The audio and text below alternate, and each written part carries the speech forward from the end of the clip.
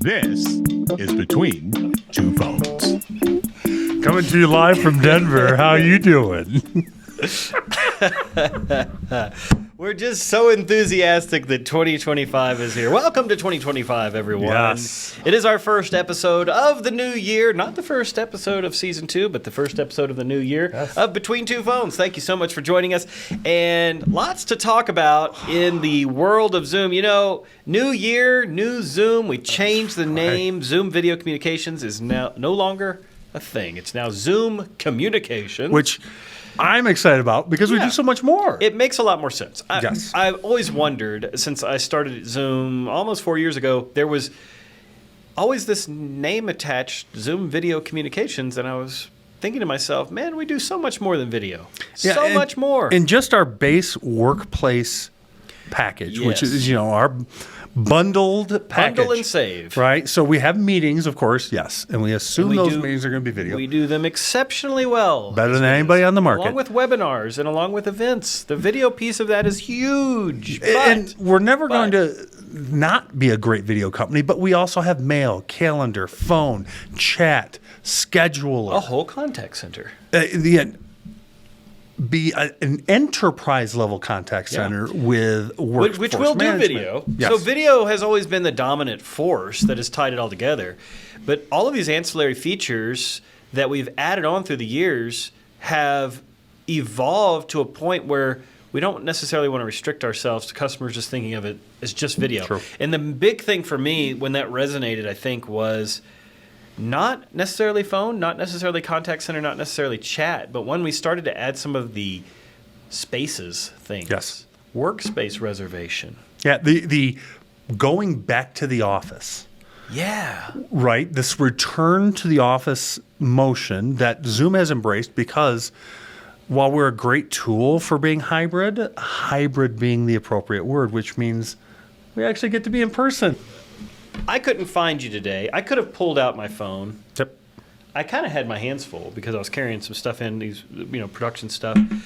And I didn't know, there's 25 conference rooms here in Denver. And I could have just told you the name. Well, I texted you, but you didn't see it because you were doing something else. And so I walked up to the display and I selected the red. There's not many people in the office today. I selected the red room, and you were in this room, and it showed me even how to get here. Yes. The wayfinding works. And that is super cool. Absolutely cool. But you're right. That is one of the things that, we are a video first company. Yeah.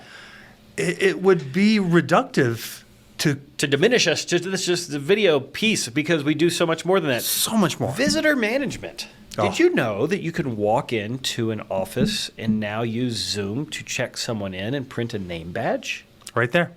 It'll notify you when they're there. And if you use the right kiosk, you can actually have the picture taken and it will print the picture and name and everything right on there. It's pretty incredible what we're able to do now with the things that are beyond video. Yes. And so we changed our name from Zoom Video Communications to Zoom Communications Incorporated. Still the same stock ticker symbol. You'll find us under ZM. How about that stock lately? It's been going gangbusters lately. I absolutely love it. I love it. It's doing great. Have you seen this new feature in Zoom Clips? I think I know what you're talking about. It's pretty... It's kind of interesting. It's kind of eerie at the same time. People are scared of it. There's a lot of, you think of deep fakes and things like that. There is a new feature. Even someone as articulate as us, we pretend to be. We often talk about live production. A lot of what we do here Between Two Phones is really just live, unscripted candor. But there's a lot of times that if you can believe that. Yeah, I know they can't believe it. But there's a lot of times that I'll just record a short clip. You may have seen some clips from me in the past. They're just like a minute or two long, and I want to just describe a feature or show someone something. And I don't necessarily always do that in one take. In fact, it's probably the rarity that I would do it in one take because I'll oftentimes do things unscripted. I'll say, hey, have you seen this new product from Zoom? Here's how it works.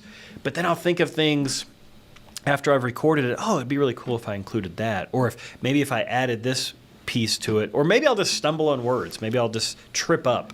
And so a lot of times I'll end up recording it 2, 3, 4, maybe even 5 times to try to get it just right.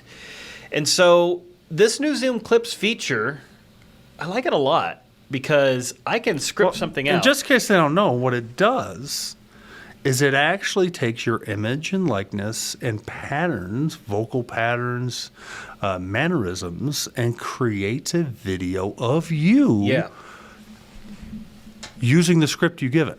So it's seen thousands of hours of me on video calls. So much. It's heard my voice. It knows my voice print. And as a user, I can choose optionally to enroll in this. This is not something that's forced on me. It's not something that is turned on by default. And Zoom absolutely respects your data sovereignty. That's a big deal. It is. It's a very big deal. Zoom does not use any customer data to train its language models. We've said that before. We've covered that before. But this is actually something I see myself using frequently because oftentimes I will script out something and I'll still trip up. I'll forget what I was supposed to say.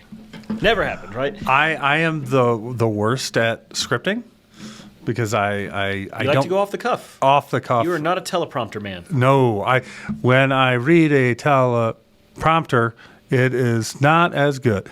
But there's a couple of things I love about this feature that. So you and I have no problem being in front of a camera. Creating videos is a great medium to communicate things to people. Yeah. We have coworkers who are not as comfortable filming themselves, creating videos. Yet, so before this feature, they were blocked from using this media type to communicate. Not that they didn't have very valuable things to say, but that they weren't comfortable with the media type. So this is breaking down a barrier for them. It allows them to create content, to communicate in this media type, even though they're not comfortable doing that. That to me it's a huge accessibility thing, and it's a huge enablement tool. It's a great enablement tool, and they can start using it to create videos of themselves without actually creating videos of themselves. It maybe breaks down another barrier of communication, another wall, which Zoom has been notorious for breaking down these walls for a while now. I think of the big wall that Zoom broke down years ago was the international language barrier by allowing live transcription and translation on all video calls.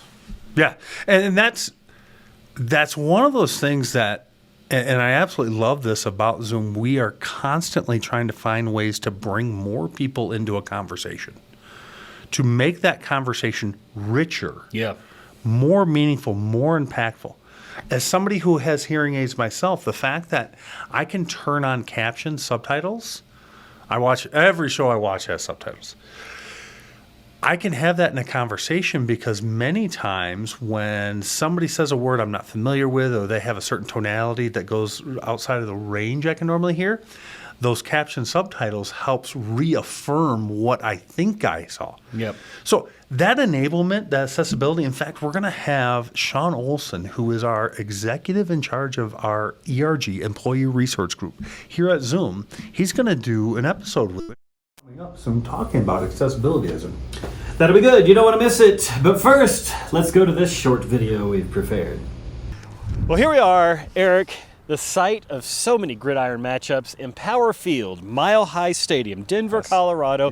It's chilly out today, but this is perfect football weather right here. And I obviously, as a Lions fan, I am very much into the competition. I'm loving it this year. Who do you support on the NFL side? Anybody? Like, are you a Texan? I grew up in Houston. So maybe the Houston Oilers. Okay. Okay. Going way back. But way back throwback. Love you, Blue. Yeah, they became the Tennessee Titans, and the Texans moved in to NRG Stadium now. It's changed a lot, but so many people think about competition. Yeah, so many people live for Sunday afternoons, and the competition that goes with things that happen right there in Empower Field. I'll tell you, it gets me thinking about the competitive nature of our industry as well. One of the most common questions that I think that I get is, how do you integrate with Microsoft Teams? Yes. Probably our largest competitor, wouldn't you say? It is. Yes. And in the broad scope of all of our products, which covers a ton of different solutions, It does. we actually have a large list of competitors. But the brand name, or not the company name that comes up quite often in that list, Microsoft comes up a lot with that. It does. So there's a lot of co-opetition here as well, Yes. because we do play nice with Microsoft in so Yep. many ways, but there's a lot of overlap in the product as well. And because of that, I think it'd be good if we showed everyone kind of what that looks like. Yeah, and I happen to have a little bit of expertise, being a former Microsoft employee, on what that can look like. And yeah, I'd love to show people what it looks like. Do a little side by side. So one of the first things I want to point out is this user is actually identified. The identity engine for this is in Azure or Entra or whatever they're called these days. But Microsoft, the Microsoft environment owns this, and Zoom integrates into that environment to get all of the identity information, including SSO information, from Microsoft. So the robust security features that they have are extended into the Zoom platform so that my identity and sign-in information can all be honored and trusted through that federated relationship. And that's just the first way. So all of the identity, this user, Eric at grgeek.com, is defined in Microsoft, and then Zoom looks to that for verification and sign-in and information. Another area that we absolutely work well together is in calendaring and mail and calendar. So I absolutely love the way Zoom presents mail and calendar inside of the single client interface, right? We are a single platform UCaaS solution. Well, one of the ways we do that is bringing mail into this client. And as you can see here, it's actually my Office 365 mail. So Eric at grgeek.com, you can email me anytime you want. I'm able to see all of my email, all of my calendar information right here. Now, I'm a diehard Outlook fan. I love all the power and tools of that, but sometimes it's a resource hog. Sometimes I don't want to have it running on my desktop. I can have 90 to 95% of my email functionality inside of the Zoom client, where it's easy to access, quick, nice to see, very visually pleasing. And I can go through and access all the different pieces and parts of that information right inside of my Zoom client. Now, another area that we actually have both a surface and a high-level integration with is calendaring. So obviously, we have the straightforward approach of the ability to see a calendar. So I can go in here and I can schedule this information right from the Zoom client. This information comes to Zoom meeting, but it also is housed inside of Exchange Online, part of the Microsoft ecosystem. We have a bilateral communication and sync between the two environments. So what Zoom knows, it tells to Microsoft, and what Microsoft, it tells to Zoom. Now, if you ask where is this actually housed, it's in Microsoft, right? Powerful calendaring resource engine. That's great. Don't have a problem with that. But we're able to see the information, invite attendees, make the different meeting components, all of these things right here inside the Zoom client. By the way, my personal preference, I prefer to do this in the Zoom client. I like our interface better. But I understand Outlook's a powerful tool. We also have inside of Outlook a Zoom plugin in there, but that's a whole nother video. But I want to talk to you about another reason to have your Microsoft account inside of your Zoom client. It's for scheduler. We have a phenomenal scheduler tool. Through one link, you can book time with you or your friends or a group of you and see who's available when you're available. That scheduler link can be sent out to anybody to be able to book that page and schedule time with you. We are able to use Scheduler with Microsoft's email calendar service through the Zoom interface. Phenomenal tool. Another one I want to point out is workspaces. So workspace reservation is Zoom's ability to take all of the resources in a dynamic hybrid office and schedule those resources for you. So when I'm on my way to one of our Denver, San Jose, London offices, I can actually go and book a desk. Unfortunately, many times I'm doing that right as I'm going there from the airport, but I'm able to book reoccurring multiple desks if I want, and we have a lot of controls around this. Zoom has absolutely done a phenomenal job at embracing the hybrid dynamic offices that we have today. We integrate with Microsoft calendaring so that the rooms, the conference areas, the front entry spaces, the desks, and other dynamic resources are all allocated to the correct people at the correct time. We do this through either Google or Microsoft or our own calendaring service with bilateral communication across the board. Another great area. Now, this user is inside of Microsoft, and you may notice that there's a button missing from here. Normally inside of a Zoom client, I have a phone button. I don't have it here. Why? Because I actually have this client integrated into Teams so that while Zoom is the phone provider, my Teams client is the actual phone. So what's that mean? What's it allow me to do? It allows for a Zoom call, a phone call where the Zoom is the host, and it's routing through the Zoom engine with our call queues and with our auto reception, all the powerful Zoom phone tools we have, is being presented inside of the Teams client natively through their calling app. This is a feature called DRAS, Direct Routing as a Service. We allow this connection into the Microsoft world so that you have the ability to run your Teams client but still enjoy all the features of Zoom. By the way, it's also a fantastic failover mechanism and a whole bunch more features. Make sure to talk to us about DRAS if you are interested in that Zoom phone and Microsoft Teams relationship. But this phone number right here, that's actually defined inside of Zoom. And we have that connection between us. This is an area where Microsoft and Zoom have worked together to create a great solution for our customers. This extension is defined inside of here. I can actually go up here and type the names of either a Teams contact or Zoom contacts. I have the integration step to look through both environments so that I can make and send calls. I can be part of our call queues or hunt groups. I can also be part of the auto receptionist, sometimes called auto attendants, who are press 1 for that, press 2 for that. All of that integration inside of Zoom is preserved, and the calls are presented and controlled inside of Teams. Now, with this relationship, if I get a phone call, Teams owns the voicemail and is presented to me. But as you saw on the previous screen on Zoom, I can even get that email over in the Zoom client if I want. So inside of here, we're able to cooperate, coexist while competing on phenomenal products like this. Another one to take a look at, it's the Zoom app inside of Teams. Now, I'm able to see my calendar information. I'm able to join meetings, see what's going on all inside of this. It allows me a deeper presence inside of the Teams application for my Zoom world. And we're back. So, yes, obviously with Microsoft, we have a compete, a cooperation, and a coexist play, but we also have a lot of interoperability and competition with other places. Like on the team chat side, Slack is probably one of our other bigger competitors. We have a great Slack migration tool, by the way. Yeah. There's also, some people use Google for chat, which is odd. But I would say I encounter a lot of competition on the telephony front. So when you talk about the UCAS systems that we compete with, even the UC systems of old, the premise systems.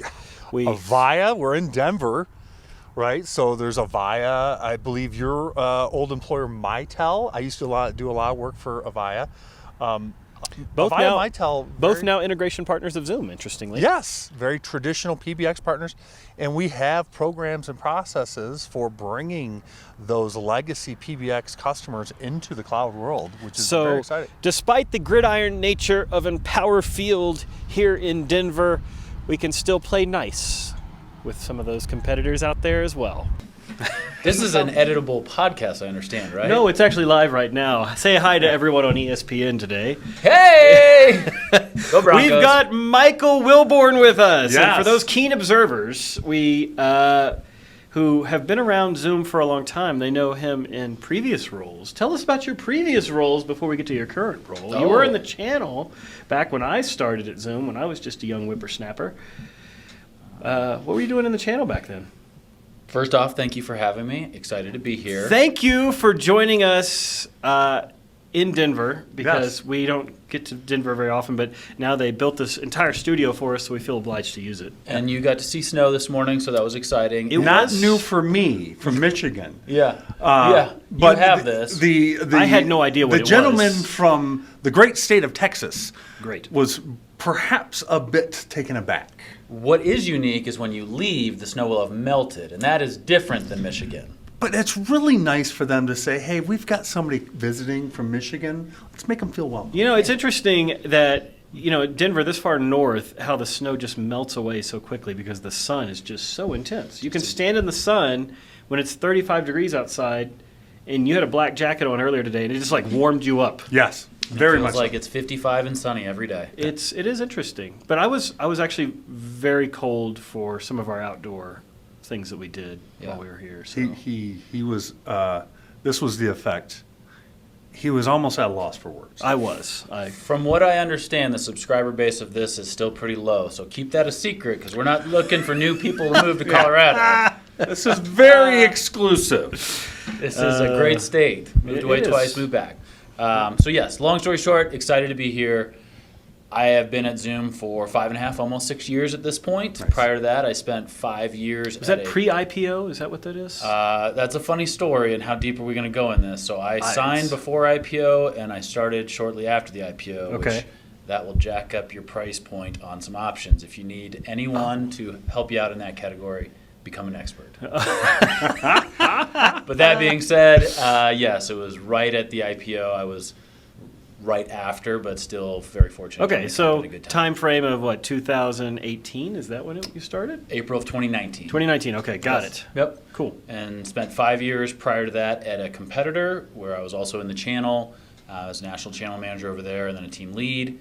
Prior to that, I taught high school for 6 years for Denver Public Schools, and so Thank you for your service. yeah, exactly. Very much interested. So when I made the jump from the competitor over to Zoom, I was in the channel. I was given the opportunity to help to build out the TSD channel at the time. Yeah.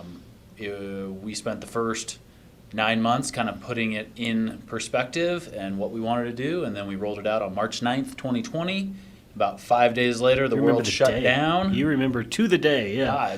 I had to give a presentation to all the TSDs, and they were like, wow, this is going to be great. And 5 minutes later, I was like, this is going to get out of control real fast. Yeah.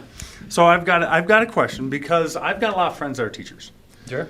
And so you said you taught high school for 6 years. Sure did. And I have noticed, I'm a very big proponent of around the 10-year mark, which 6 is a little light of that, but around that mark, of finding ways to transition teachers either into this is my 30-year retire career, Sure. or into a,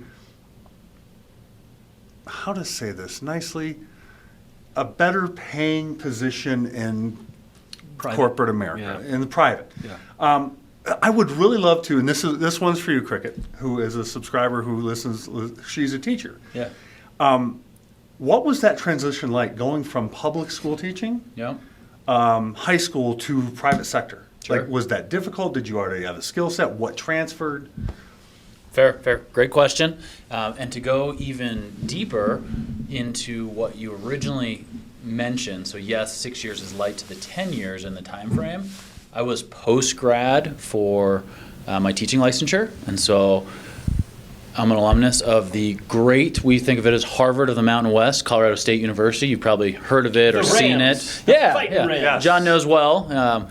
So Fighting Rams, and at the time, I graduated in 2007, and not only did that college degree turn into absolutely nothing, it evaporated in front of your face, eviscerated, if you will. And so finding the opportunity to go interview at a high school to be a paraprofessional for like $12 or $13 an hour was the highlight of my year in 2009. So I did it. I fell in love with it. Worked in a special education classroom. Went back a year and a half later. Hey, I'd like to do this post-grad. What should I do? Day one, they look at you.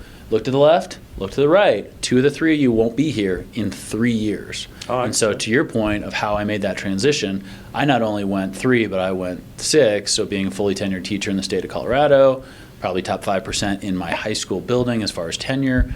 And I truly loved it and I enjoyed it. But as you described, how do you raise a family? How do you make that transition? What do you do? My wife, then girlfriend, wife now, had always been in sales, and she's always said, "Oh, you should go into sales. You'd be so good at it. You're energetic, and people think you're funny, and blah blah blah," which I'm neither of which. We think you are. Thank you. I said, you know what? Let's figure this out. And so I finally hit a breaking point. I'm a true believer that you can't give what you don't have, and in teaching, you have to pull from the cup all the time. And I use this methodology in the beginning days of Zoom's channel when we're in the pandemic, and we're working 20 hours a day, and they're handsomely rewarding you, but you just physically don't have anything left as a result of it. And so I hit that breaking point in teaching. And at the time, my brother had just started with a small outfit here in Denver, which is a competitor of ours, that grew into something bigger. And they said, "Why don't you take this Persogenics test?" I took the test. I tested as like an assertive dominant individual, which I'm pretty decent at taking tests. They said, "Why don't you come in and have a conversation?" And so I kind of looked at it and said, "Is this going to make sense? Is it not?" And got there, and it just felt like the right thing to do. And so at the end of the day, I still remember taking that first job. It was less than what I was making as a high school teacher, but the opportunity was abundant in front of you. It was something that I was pretty natural to do. And I said, if I ever make $75,000 a year, I'll never know what to do with it. Well, someday you'll get there. Yeah.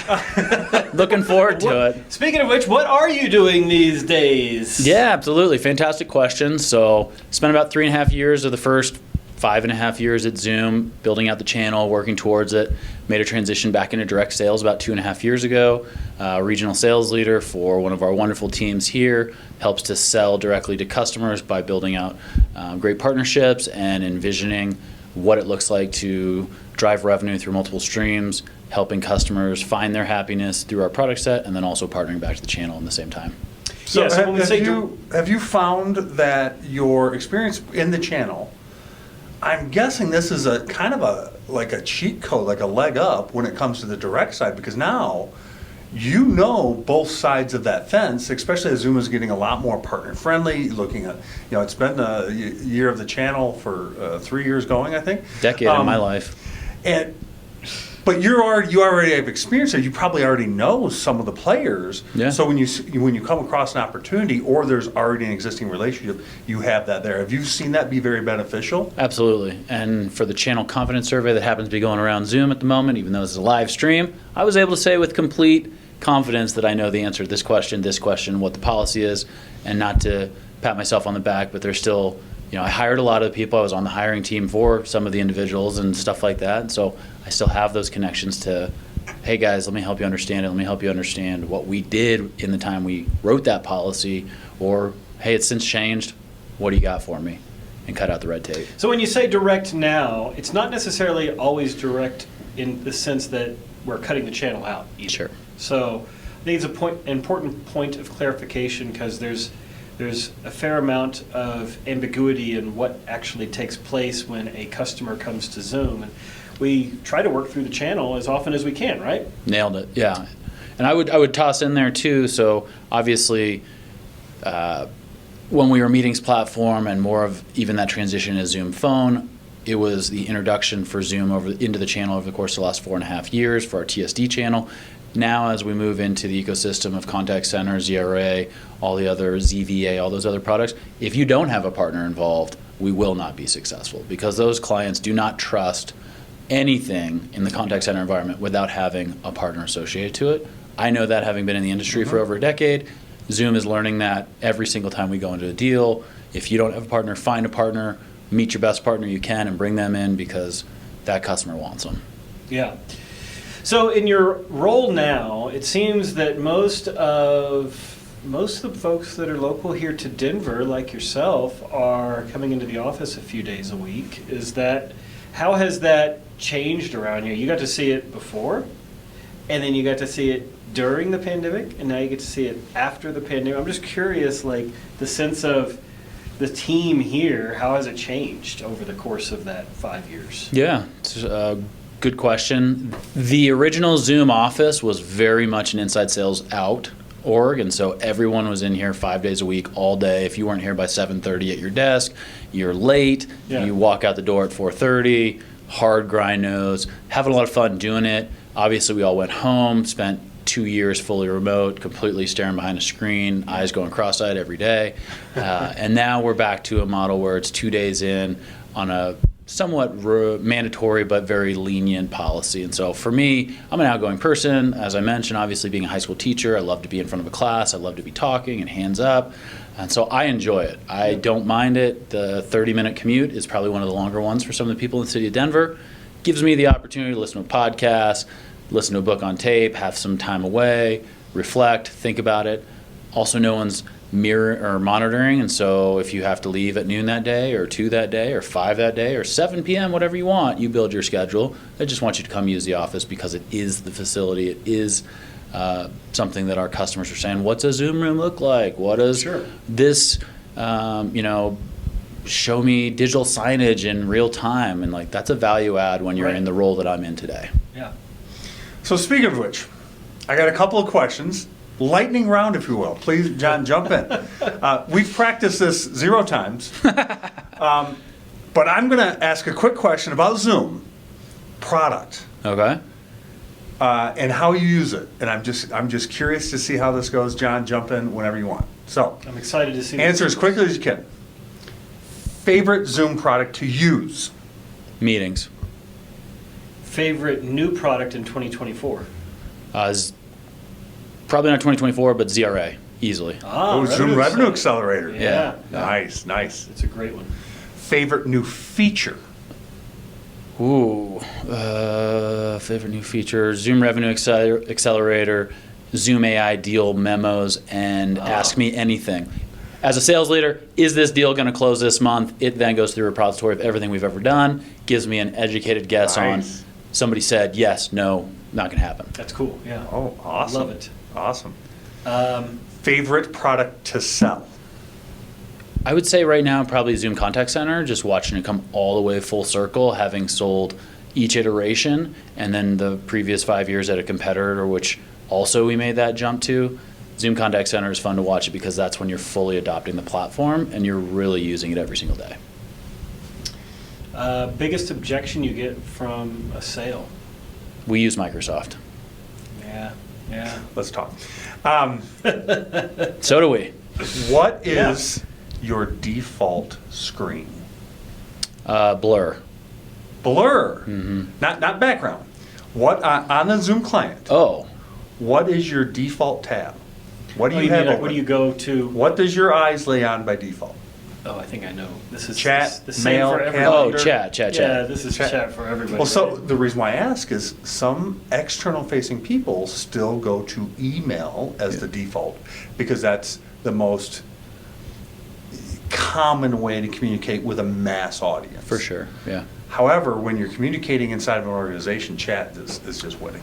When I made breaking out the lightning round here, when I made the transition over, and I also have a brother who's very high up in the customer experience side at a couple different companies at this point, it was unbelievable how many duplicate clients you had for the same product sets being utilized. And so, yes, to your point on even chat, something that people pay a lot of money for to go have Slack, which is a great product. Mm-hmm. It is crazy to see how many times they go elsewhere, in your case, instead of focusing all that energy, time, effort, and energy to bring it back in, save some money, bring some dollars back into the company, and then push it back out the other end. So, yes, internal Zoom employee, client all day, every day. In fact, when I get an AE who then sends me a question in email, I'm like, can you put that back into chat so then I can mark it, have all the good things that I need to do versus some random email. Okay, and this one's for John. What is the ingredient you have to have on your pizza? What is the ingredient you cannot have on your pizza? Ooh, have to have on my pizza would be either pepperoni or sausage, preferably both of those at the same time. And cannot have, I'm wondering if he's pineapple or no pineapple. I could go pineapple. He's yes pineapple? What about anchovies? Nah, I mean, I like anchovies and Caesar salad, so I wouldn't mind it on the pizza every now and again. Olives? Wow. I could pass on olives, but I'll do it. Okay. You're just an open book on the ingredient Supreme list. Pizza is on your list. It's I'm not afraid of Supreme Pizza. What about kale? hey man, you got to eat the nutrition too. Man, Preferably in a smoothie format, but I'll chew it. Please. Yeah, look at My that. wife would argue I'm not when it comes to food. Just show her this. She says I'm picky, so. And we'll end on this follow-up question. Favorite restaurant? Not limited to Denver. We can say whole world, but wherever you want. We're looking for someplace to go tonight. Yeah. Formerly used to be a place in downtown. Casa Bonita? Also a good one. Good luck getting reservations. Yeah. Place called the Saucy Noodle, which was in Wash Park area. It closed down about a year ago, but it had been there for about 70 plus years, 50, 70 years, something like that. And somebody jacked up their lease and they just sold off. So diehard Italian all day, every day. Otherwise, if you're truly looking for something and you want one off here, try to go get a reservation at Sushi Den in Platt Park. An experience that will be unlike any other when it comes to sushi, because nobody thinks that of Colorado. And on that note, thanks so much for watching this episode of Between Two Phones. Cheers.